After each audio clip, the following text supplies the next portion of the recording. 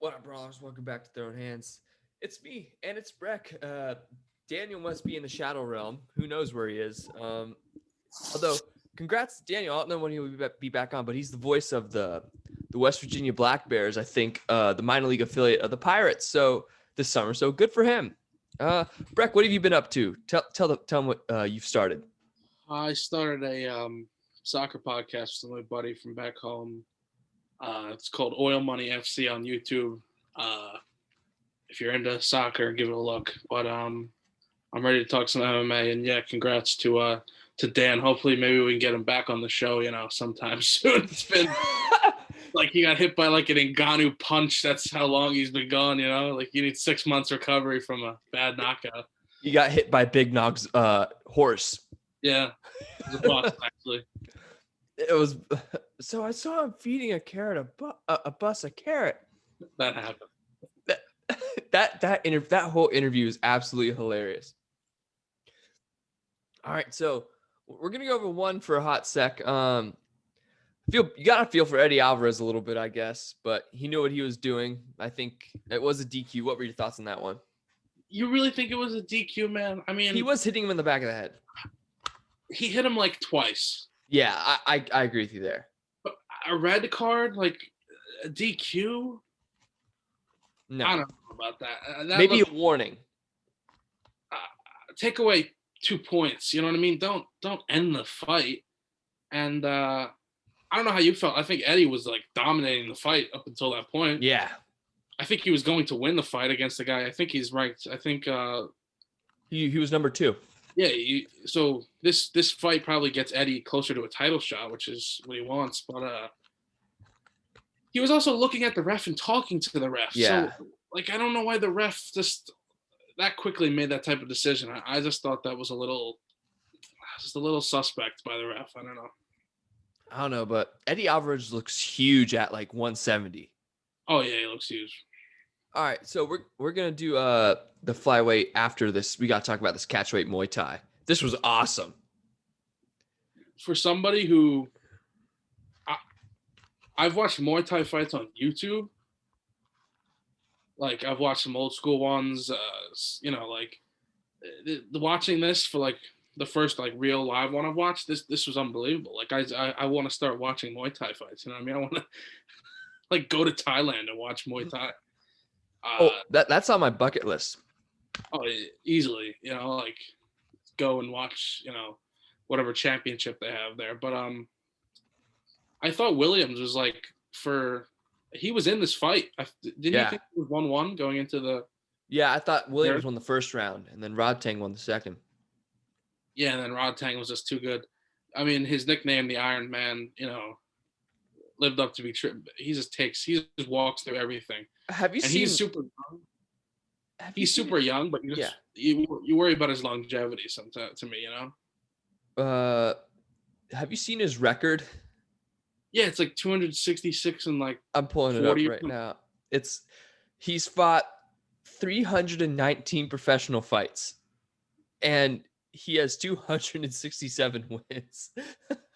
Yeah, that's just like ridiculous. That's what they do in Thailand. There's like legends over there. I was reading an article about it the other day. Like they have up to like 500, 600 fights in their career. That's crazy. All right. To the Flyweight World Championship. Adriana Moraes beats Demetrius Johnson with a gnarly knee. Dude, I got out of my seat when I saw that. That was nuts. Yeah, shocking.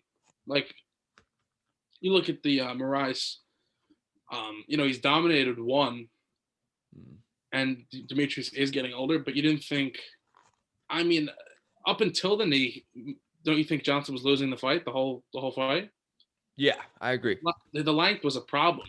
He couldn't figure out the length of Moraes, and then, the knee, it's just like, I don't know how you feel, but like, I love those rules. I love it.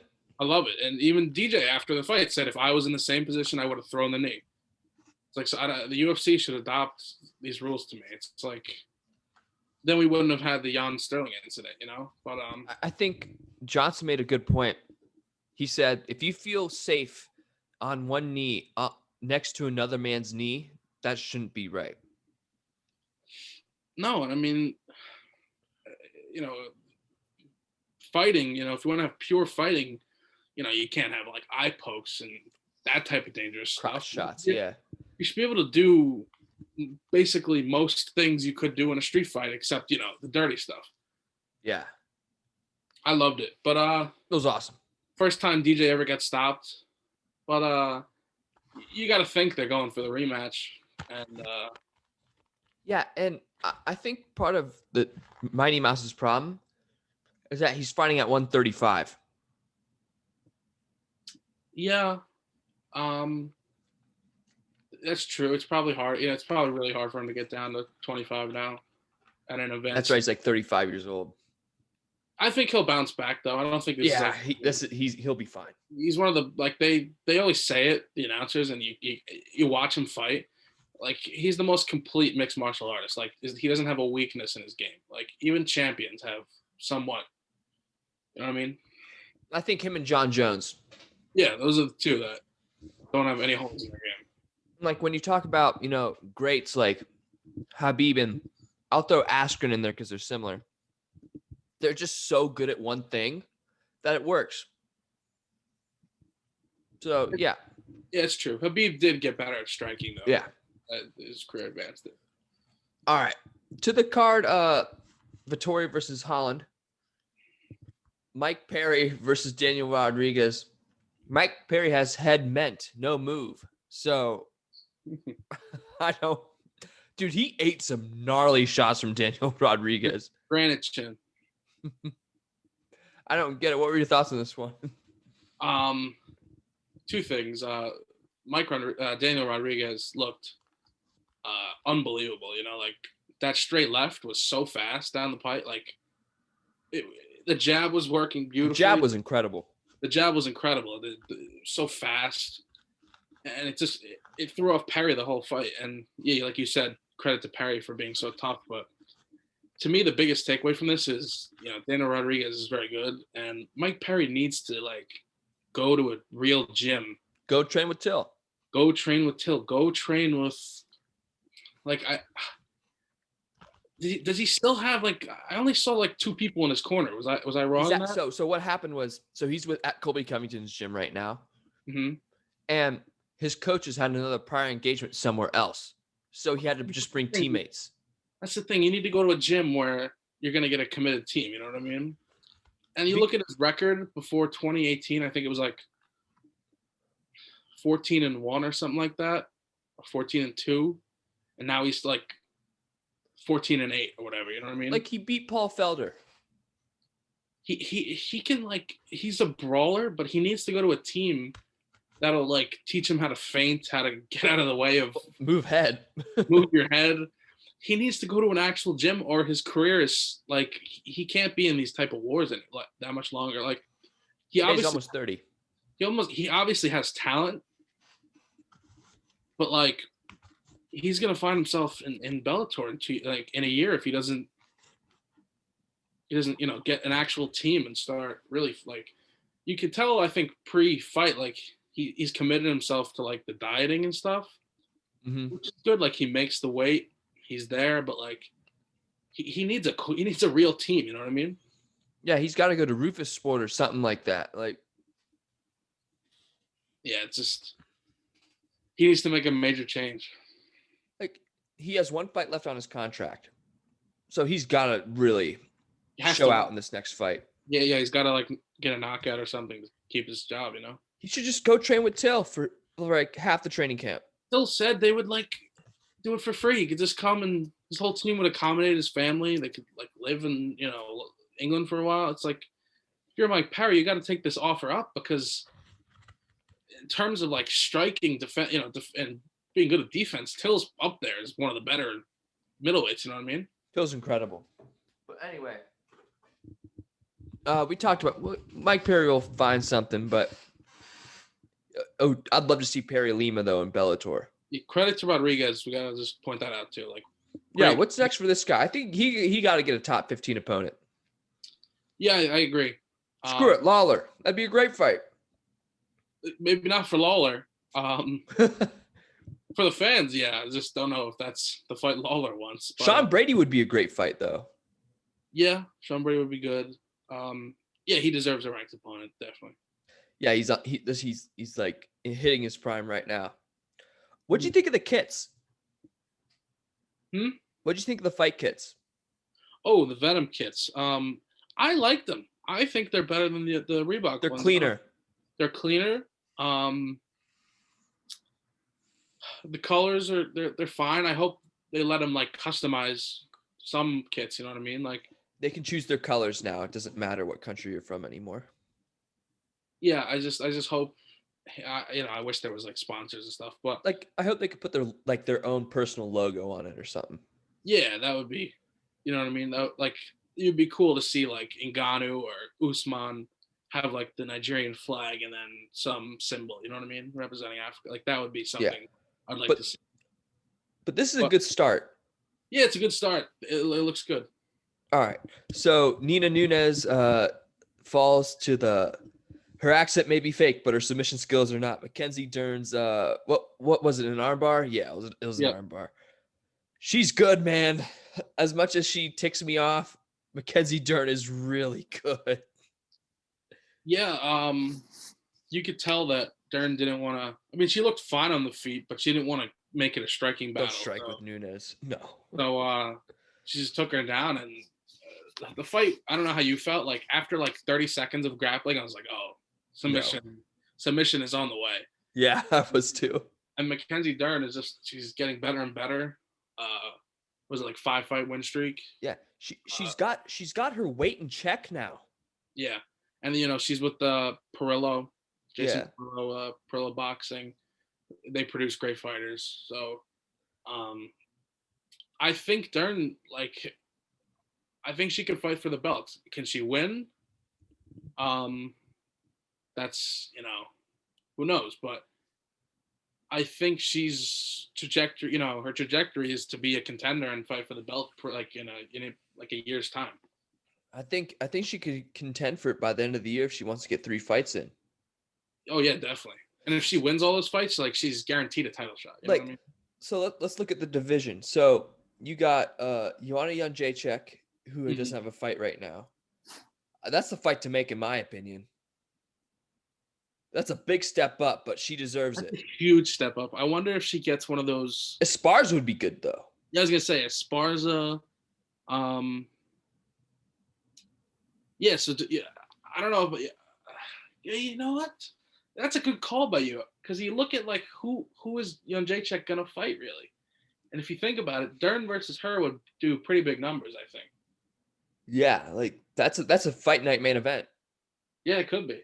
Like that's a great fight too. Like, Oh yeah, great fight. Because you just wonder how Jędrzejczyk deals with the grappling.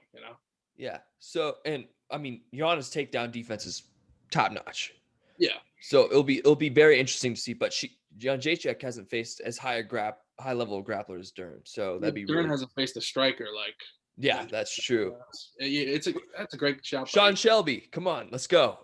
Yeah. Or Esparza. Esparza is another great fight too. Yeah, I don't know what's up with Yao Xiaonan though. Yeah, I don't know either. So Nina Nunez, like, I think she's in a tough position because she's not big enough to move. I don't think she's big enough to compete with the flyweights, but I don't think she's like good enough to. I mean, this was her first fight in over a year and a half, so I'll cut her some slack, obviously. They But cut her a little slack, yeah. But I think Michelle Watterson would be a great fight. Nunez and Watterson. Yeah. Or one of those like I think she's gonna drop down to like where Dern was kind of in the rankings. So to 11? Yeah, maybe 10 or 11. Because you got to think Dern's going top 5 now. But yeah, no question. So you got to think, I think she'll drop at least 3 or 4 spots. So yeah, anybody from like that 8 to 12 range would be a good fight for Nunez. Yeah. Or as Brendan Shaw would say, 100%. 100%. What's it called? I mean, yeah, long layoff for her. And we didn't really get to see, it was short and she got submitted by a great grappler. So you can't, you know what I mean? Like, you'd like to see her, stand. And she just had a baby. Like, yeah, it's tough. You can't really blame her. But she looked good though. On the feet, yeah, she looked good. That's what I'm saying. So if she could get somebody who's more of a striker, that would be a good fight. Like, I'd love to see her and Rodriguez fight personally, but that probably won't happen. Mm-hmm. All right. Woo, our boy Julian Marquez. He's back at it again. He was standing and banging with Sam Alvey, but then knocked him down. And, that was like a bush league choke right there, a schoolyard choke. But I got to give it to our guy, man. What were your thoughts? Sam Alvey is pretty tough. You just wonder where I was looking at his record. He's lost like 4 out of his last 5 since 2018. Mm-hmm. And used to be a light heavyweight, right? Mm-hmm. So you just wonder. I mean, he did look pretty decent in the first round. Mm-hmm. Did he wobble Marquez at any point? He clipped him, but he clipped him. He didn't wobble him. Yeah, right? He recovered very quickly. Yeah, Marquez just looked great, man. And like I just said, he got clipped, recovered well, and the fight was essentially over after that. Alvey hit him with like one of his best shots, and he took it. So, dropped Alvey, and then got one of the weird looking choke that worked out for him. Speaking of choke, Julian got his purple belt today, so congrats to him on that. But you know what though? Respect to the guy for his post-fight shout-outs. Like, people probably are saying, why is he doing he did the Miley Cyrus and then he called out the Chiefs players to play badminton, but it worked. Or pickleball, it worked. Like, they responded and said, let's do it. They're playing. So like, he's trying to grow his brand as a fighter, and I respect it, because a lot of these fighters say the same boring, I'll fight whoever's in front of me. You know what I mean? Like, yeah, it's like, have some personality. Chael Sonnen taught you better. You know what I mean? Like, yeah. He saw the Nogueira brothers feed a carrot to a bus. What can we say, man? But yeah, like, people like, oh, it's so corny. I'm like, he's building his like you said, he's so smart about it. Like, and yeah, people are like, oh, he has to keep winning, but he's getting better. So why would he not keep winning? You know what I mean? Yeah. So Sam Alvey, he might be on the chopping block for the next round of cuts, I think. I think so, yeah. It's just, he's kind of that old era. Yeah. The late 2000s UFC era. Yeah. And for Marquez, screw it. Have him fight James Krause, his coach. Why not? I don't know if that would happen, but is he ranked? No, right? No, he's not. I say give him Strickland or Tavares. Yeah, that would be fine. Do you think he gets a top 15, like a top 10 through 15 opponent, or do you think he needs to win another fight before he gets I think lower half of the top 10 to 15, like 14, 15, or someone very close. Yeah, because I don't think, he's not going to fight Bilal. So, yeah, 14 or 15, he'll probably get another unranked opponent before he gets a ranked opponent. Yeah, and he'll be back soon, I'm sure. Yeah, I would imagine. But, dude, congrats to our guy. I love that. He's my favorite interview, personally. All right. This was awesome. Arnold Allen versus Sodiq Yusuff. Mm-hmm. Man, those strike numbers make you think the fight was something else. Yeah, it does. But when it came to the rounds, like, Yusuff had a fairly dominant round. And then Arnold Allen took 2 of the rounds. But, yeah, this was really interesting to watch. But these two guys are really young, and they're both awesome. So what were your thoughts? I don't know about you. This was fight of the night for me. Yeah, I mean, the numbers show Yusuff was like out striking him, but Allen did the damage. He hit him with that leg kick. That I don't know how he survived that. You know what I mean? Like, he was stunned, and then he tried to walk forward and then fell because he was so wobbled. Yeah, and survived the ground and pound. But yeah, Allen to me took the first 2, and Yusuff took the third. But the takedowns really did make the difference for Allen. Like, if he doesn't get the takedowns, he probably doesn't win the fight. Yeah. But yeah, the takedowns, And then the two shots that hurt Youssef essentially won him the fight because they were talking about on the broadcast, it's like a game of inches. Like if he just gets out of the way of those two shots, Youssef wins the fight. And Allen isn't on, I think he's on an 8-fight win streak. It's like third most ever in the division? Yeah. So both these guys, I don't know how you feel, both these guys to me are going to be really exciting prospects to watch going forward. Like, yeah, I completely agree. They'll fight down in 5 years' time when they're both like top 5 opponents or top 10 opponents. They'll fight again. Definitely. All right. So for Sadiq Youssef, Bryce Mitchell, does he have a fight right now? I don't believe so. Screw it, make it happen. That'd be a fun one. Arnold Allen, I think Josh Emmett when he comes back. Yeah, Emmett. Cater's still in concussion protocol. That's when I read that, I was so worried about that. And it's like, I was watching a thing about it. It's like, if you're going to blame anybody for that fight, you got to blame his corner. Yeah. Like if they just threw in the towel in the 4th round when he was up against the fence, like maybe he doesn't, you know what I mean? He doesn't take that 5th round of damage, which obviously is still affecting him. Yeah. So yeah, I don't think Cater's gonna fight till I think Cater fights in November, December, if any, this year. You know what I mean? Even if I don't want him to fight again. Yeah, fight in next year. You know what I mean? January, February. Fight way down the line. He's never going to be the same fighter. No, he's got to adapt his style now. He's got to be more defensive. You know what I mean? Oh, dude, that's still the best performance I've ever seen in the octagon from Max Holloway. Yeah, but to go back to Allen, yeah, Emmett, Jeremy Stevens has a fight coming up, right? He's fighting Jakar Close Saturday. Oh yeah, okay. If Stevens wins that fight, and well, he's going up to lightweight for it. Oh, okay. But regardless, if he doesn't take too much damage in that fight, that would be an interesting opponent because they fought a week. You know what I mean? Yeah. They fought a week separated from each other. So yeah, Allen's gonna fight a top 10 guy going forward. Didn't Zombie just pick up a fight? Yeah, maybe. I don't know if you want to give Allen Zombie though right away. No, that'd be I'd be scared of Zombie, man. Especially off the loss he just came off of, you know what I mean? Yeah. He's gonna come back better. So speaking of this featherweight division, Ortega versus Volk for tough, come on. Everybody was kind of there was a little excitement when that got announced. I was like, do we need to see that?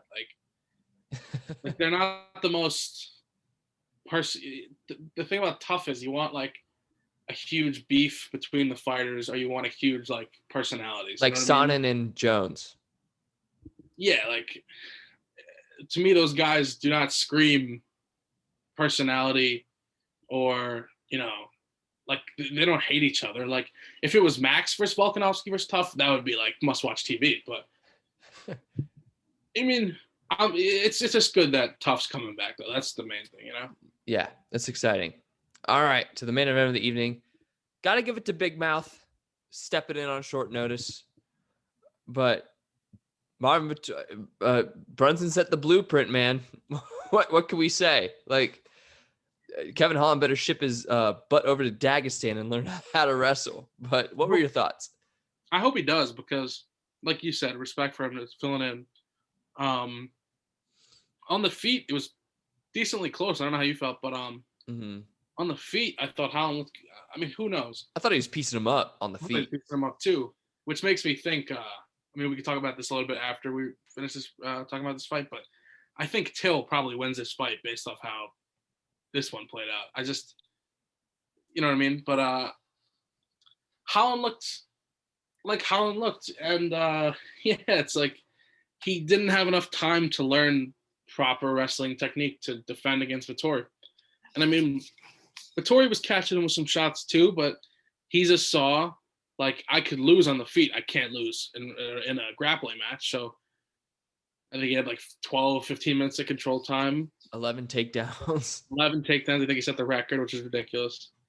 And you could see it was so bad for Holland. When he would get him up against the fence, you're like, oh, Holland just messed up. He let him DC was talking about on the broadcast, like he let him, get his hands behind him. Vettori did, and then you're like, oh, here comes a takedown, and then it would come.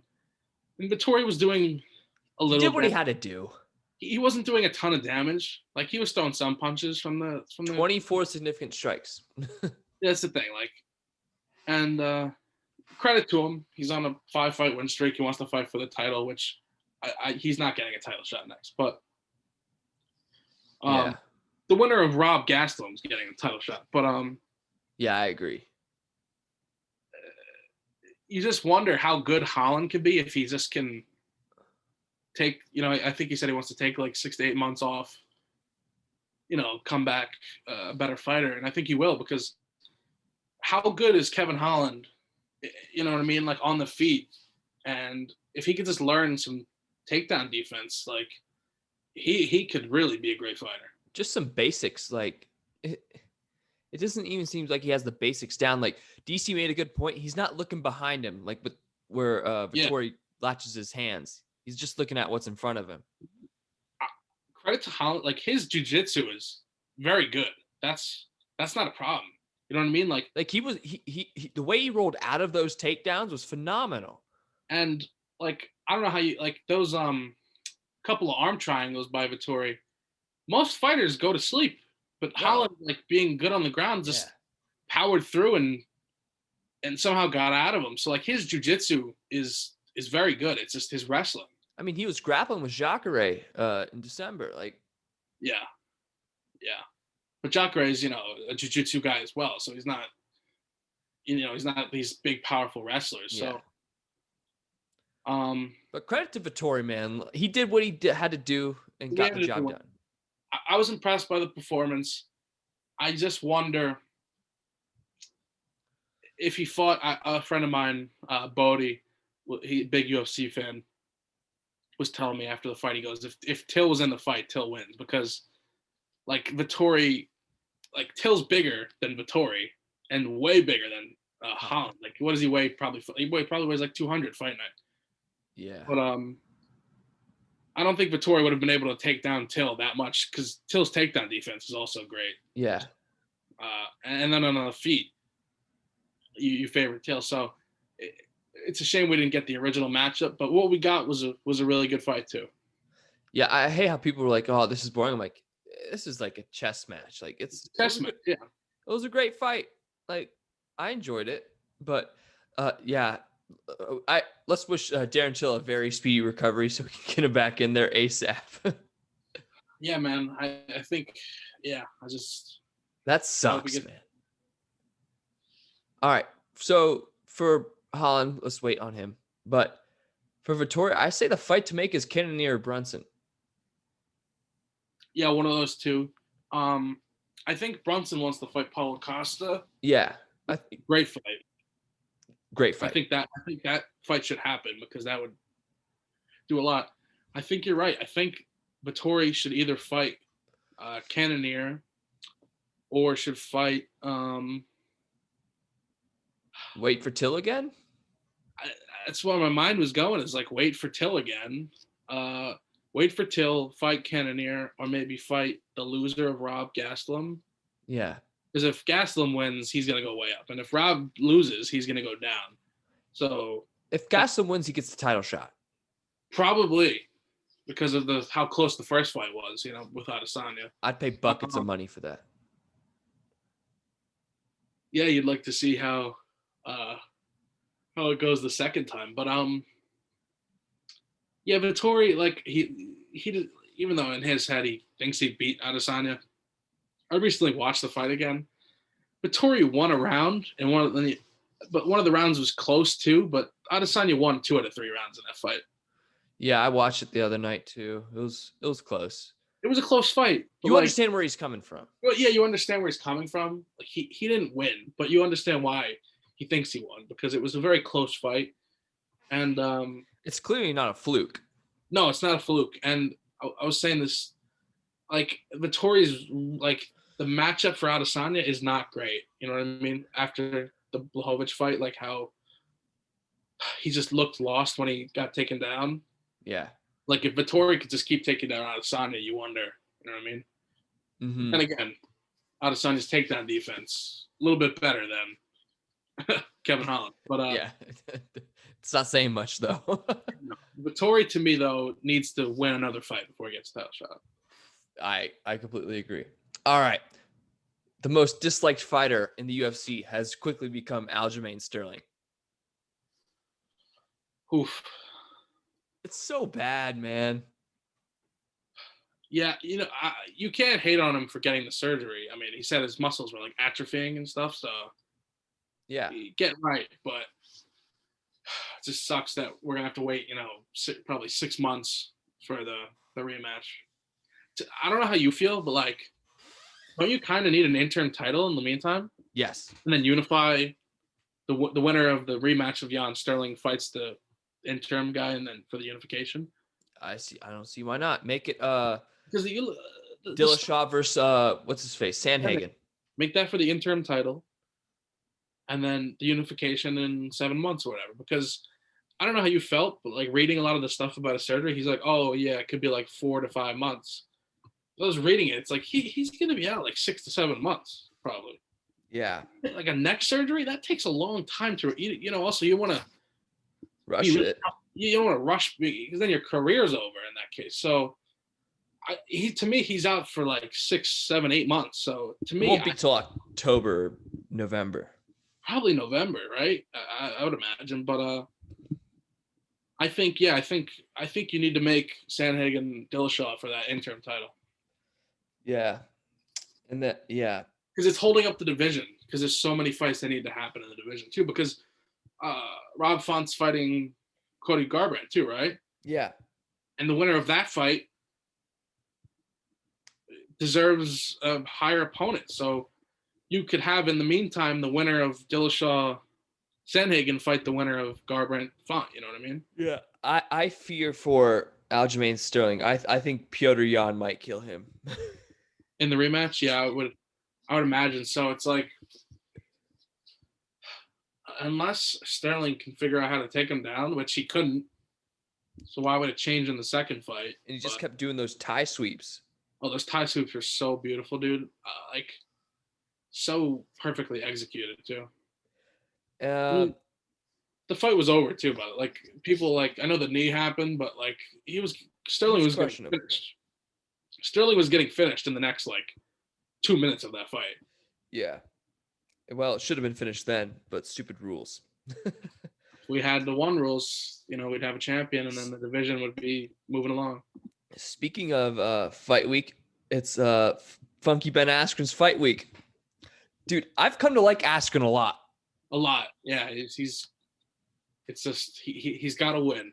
If he doesn't win, the MMA community, us, take a tremendous loss. We will be down extremely bad, and it may take us some time to recover from such a loss. I don't think Ben Askren will let it happen.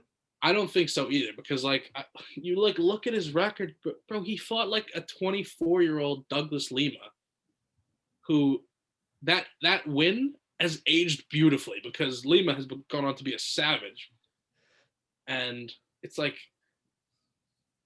you're right. He can't lose. It's bottom line. He can't lose. Ben Askren made a good point. He's like, even if I lose, Jake Paul's still probably not a great boxer. Yeah, if this is like a close fight and he loses, it's a bad look for Jake. Like, you barely beat Ben Askren in a boxing. It's like, I think he wins though. I think he guts it out. Leans on him a lot. I think he's gonna lean on him a lot. Like, how Fury leaned on Wilder in their second. Yeah. Use the weight. I think he's gonna do a lot of the same stuff. Yeah, I think Ben Askren is. I think he'll be. Look, have you watched his vlogs? No. They're on YouTube. They're putting them up on YouTube. But it's like he just has the right mentality about it. Like, I mean, people like want to forget that before he came to the UFC, I mean, he's one of the most accomplished fighters outside the UFC, maybe ever. Yeah. And he's one of the best welterweights ever. I mean, people don't want to say this, but yeah, and people look at you like you're crazy, but like, he was kind of Khabib before Khabib. Like, you knew, like, the only thing he could do was take you down, and maul you. And you knew it was coming, but guess what? It didn't matter. He still took you down, submitted you, or just ground and pound you for a win. I don't know if you heard this, but Jake Paul, like they had to sit down with Snoop Dogg, and Jake Paul said he wants to wrestle Ben Askren next. That would just be terrible. That'd be murder. That'd be murder. That'd be homicide. Yeah, like you said. I'd pay for it though. Hopefully he wins. I think he will. I think Jake Paul has to knock him out within the first 2 rounds. Yeah, I think if it goes longer, Askren wears on him. Askren made a good point. Like the only time he's ever been rocked in his career was that Jorge Masvidal knee. Mm-hmm.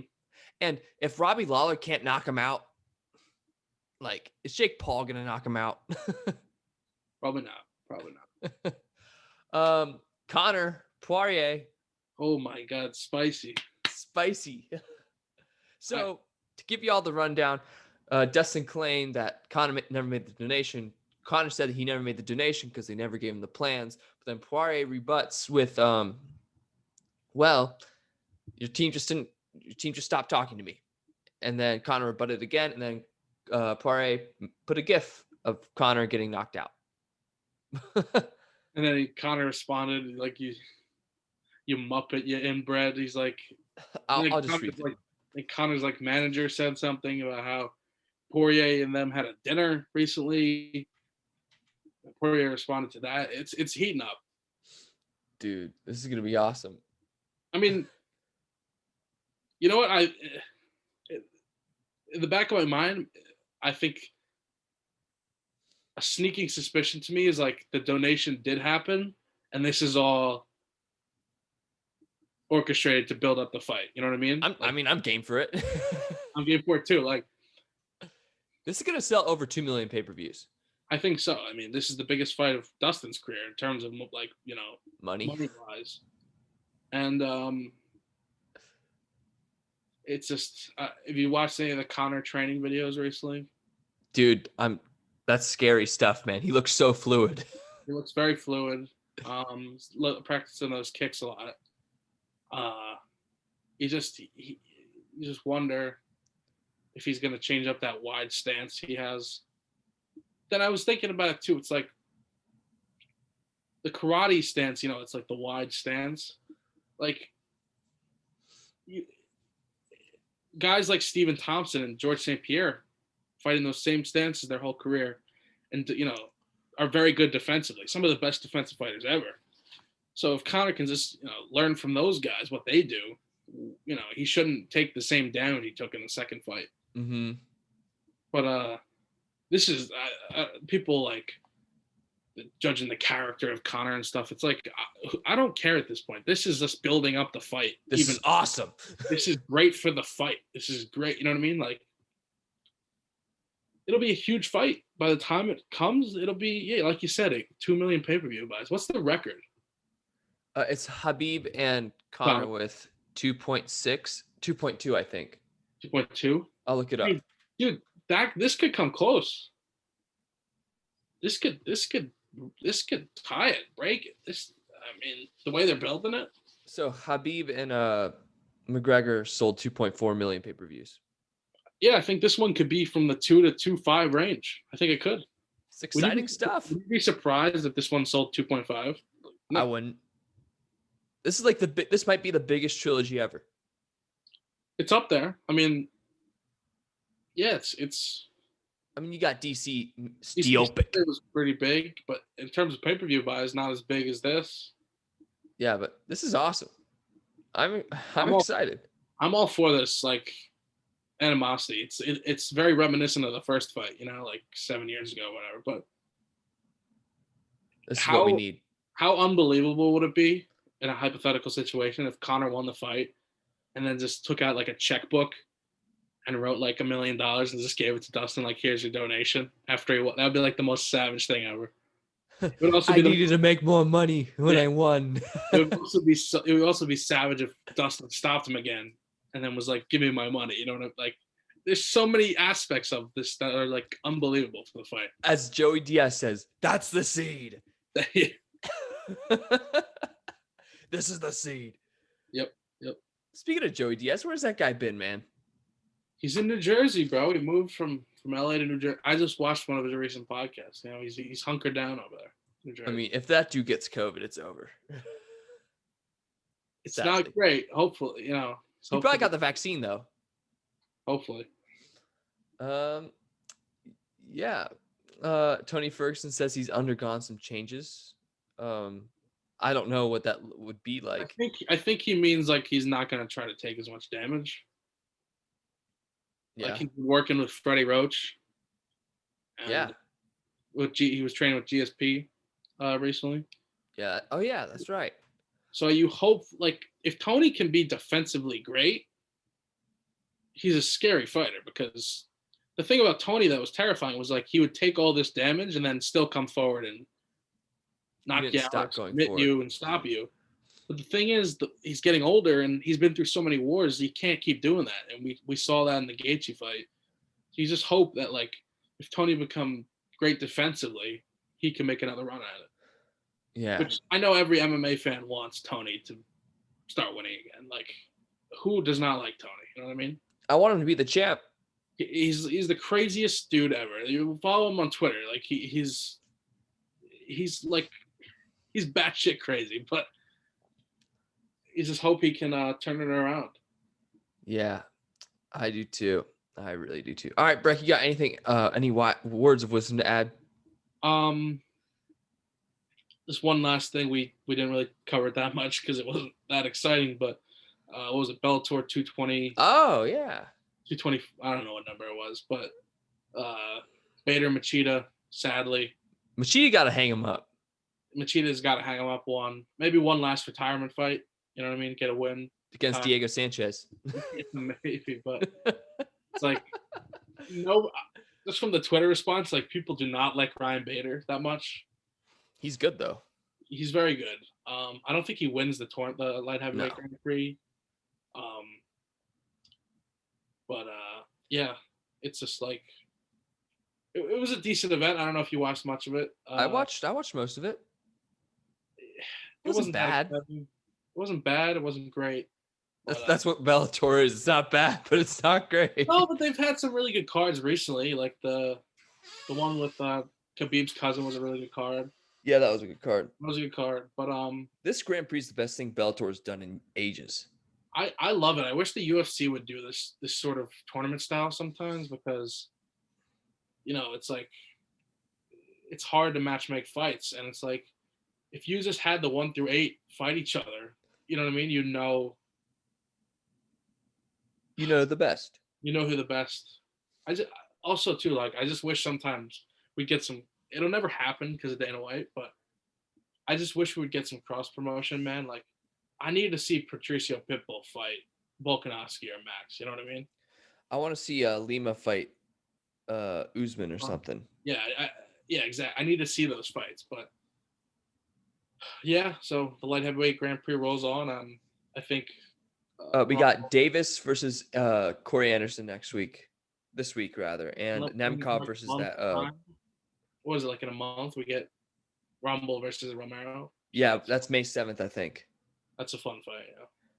Bisping, I love you. I love you. Daddy boxing. Daddy boxing in the pocket. All right, Breck. Anything else? No, that's it. All right, we'll see you for the preview of Whitaker versus Gastelum. See ya.